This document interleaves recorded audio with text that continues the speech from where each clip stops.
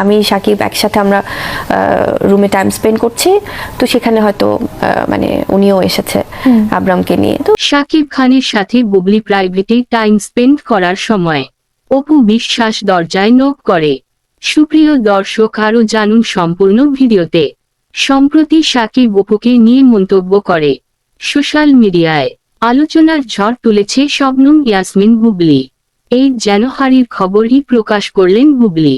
তাই তার বিস্তারিত জানতে অবশ্যই ভিডিওটিকে না টেনে শেষ পর্যন্ত দেখুন। শুরু থেকে শেষ পর্যন্ত দেখে সঙ্গেই থাকুন।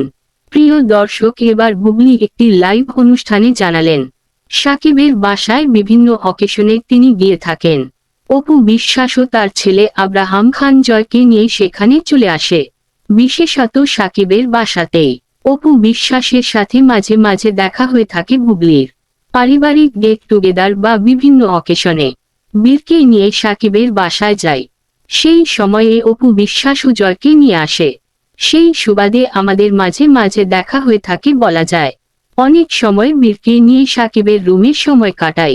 কখনো কখনো এমন হয় শাকিবের সাথে খুব ভালো একটা সময় কাটাচ্ছি তার রুমে, সেই মুহূর্তে অপু বিশ্বাস এসে দরজায় নক করে। তখন খুবই বিরক্ত বোধ করি। বুবলির এমন মন্তব্য মিশ্র প্রতিক্রিয়া দেখা যাচ্ছে নেট দুনিয়ায়।